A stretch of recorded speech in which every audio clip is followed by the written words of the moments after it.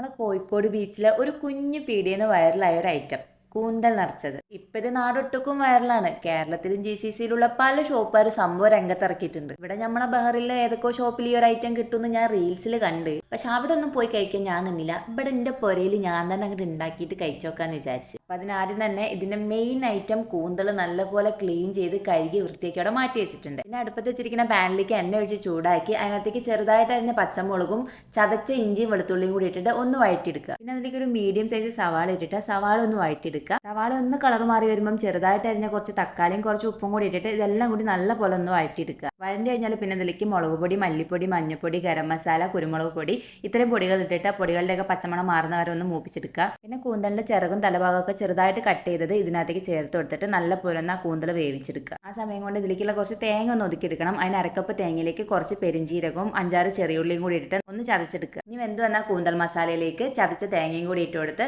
നല്ല പോലെ എല്ലാം കൂടി ഇളക്കി മിക്സ് ചെയ്ത് തേങ്ങയുടെ പച്ചമണം മാറുന്ന വരെ ഒന്ന് മൂപ്പിച്ചെടുക്കുക. അവസാനം കുറച്ച് മല്ലിയിലയും പുതിനയിലയും കറിവേപ്പിലയും കൂടി ഇട്ടിട്ട് ഒന്നും കൂടി ഇളക്കി തീ ഓഫ് ചെയ്ത് കഴിഞ്ഞാൽ കൂന്തലിൽ നിറയ്ക്കാനുള്ള ഫില്ലിങ് റെഡിയായി. പിന്നെ ഓരോ കൂന്തലിനും പകുതി ഭാഗം മസാല ഫില്ല് ചെയ്തിട്ട് ഒരു ടൂത്ത് പിക്ക് കൊണ്ട് ഇതുപോലെ ഒന്ന് കുത്തി വെച്ച് കൊടുക്കുക. 1-2 മസാല ഫില്ല് ചെയ്തതിനു ശേഷം കൂന്തലിന്റെ തലഭാഗം കൂടി വെച്ചതിന് ശേഷമാണ് ഞാൻ ടൂത്ത് പിക്ക് കുത്തി കൊടുക്കുന്നത്. വീഡിയോസിലൊക്കെ കാണുന്ന പോലെ 2 ഇരുന്നോട്ടെ എന്ന് എഴുതിയിട്ടോ അങ്ങനെ ചെയ്ത്. പിന്നെ ഓരോന്നായിട്ട് നേരെ ആവിച്ചെമ്പിലേക്ക് എടുത്ത് വെക്കുക. ഒരു 5 മിനിറ്റ് ഒന്ന് ആവി കയറ്റുക. ഇനി ഇത് ഫ്രൈ ചെയ്തെടുക്കാനുള്ള ഒരു മസാല റെഡിയാക്കാം. അതിന് കാശ്മീരി മുളക് പൊടിയും, മഞ്ഞപ്പൊടിയും, കുരുമുളക് പൊടിയും, കുറച്ച് ഉപ്പും, കുറച്ച് നാരങ്ങാ നീരും, പിന്നെ കൂന്തൽ വേവിച്ചപ്പോൾ അതിനകത്തുണ്ടായിരുന്ന കുറച്ച് വെള്ളവും കൂടി ആഡ് ചെയ്തിട്ട് മസാല റെഡിയാക്കുക. ഇനി ഒരു പാൻ അടുപ്പത്ത് വെച്ച് വെളിച്ചെണ്ണ ഒഴിച്ച് ചൂടായി കഴിയുമ്പോൾ അതിനകത്ത് കുറച്ച് കറിവേപ്പില ഇട്ട് പൊട്ടിച്ചതിന് ശേഷം ഈ തയ്യാറാക്കി വെച്ചേക്കുന്ന മസാലയും കൂടി ഒഴിച്ച് ആ മസാലയുടെ ഒക്കെ പച്ചമണം നല്ലോണം മാറി കഴിയുമ്പം ഈ കൂന്തൽ ഇട്ടിട്ട് നല്ലപോലെ ഇളക്കി കൂന്തലൊന്ന് ഫ്രൈ ചെയ്തെടുക്കുക. അവസാനമായിട്ട് കുറച്ച് മല്ലിയിലയും കൂടി മേളിൽ വിതറി കൊടുത്തു കഴിഞ്ഞാൽ നമ്മളുടെ കൂന്തൽ നിറച്ചത് ഇവിടെ റെഡിയായി. ഇത് ഉണ്ടാക്കി അങ്ങോട്ട് കഴിച്ചു നോക്കിയപ്പോഴാണ് എന്തുകൊണ്ടാണ് ഇത് ഇത്ര വൈറലായതെന്ന് മനസ്സിലായത്.